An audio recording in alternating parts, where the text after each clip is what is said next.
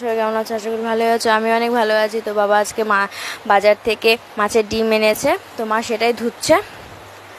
তো গাইস দেখো, এটা আমার মার শখের বাগান। তো মা আমাকে বললো বটবটি দিয়ে কি চচ্চড়ি করবে মাছের ডিম দিয়ে। তো বললো কিছু বটবটি তুলে নিয়ে, মা তুলে নিয়ে গেছে, কম হয়েছে দেখে আমাকে বললো তুই কিছু তুলে নিয়ে। তো আমি সেটাই নিতে এসেছি।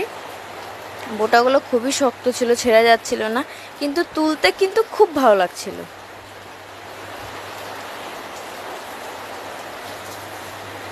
তো আমার বটবটি তোলা কমপ্লিট। এবার বেগুন তুলতে বলছে, তো বেগুন তুলতে গেছি।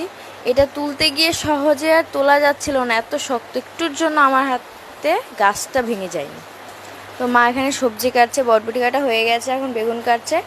তো গাইস দেখো, সকালবেলা আমার মা আমাদের গাছ থেকে কুমড়ো ফুল ফুটেছিল, সেগুলো নিয়ে এসেছে, এগুলা দিয়ে কি বড়া করবে। তো দেখি কেমন রান্না হয় আজকে। তো দেখো, ওদিকে প্রচণ্ড মেঘ করছে, আর ওদিকে আমি আর আদিত্য গল্প করছিলাম, গল্প মানে ব্রাশও করছিলাম, আমাদের গাছের আমগুলো দেখছিলাম। তো আমার বোনের খায় দায় কাজ নাই, ওখানে চলে গেছে।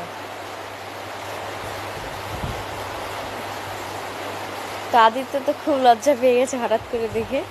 তো মার এদিকে দেখো রান্না কমপ্লিট হয়ে গেছে, এখানে বেগুন আলু বটবটি দিয়ে চচ্চড়ি করছে ডিম দিয়ে, আর ডিমের বড়া করছে, আর এখানে কুমড়ো ফুলের বড়া। তো আজকে সকালে খাবারটা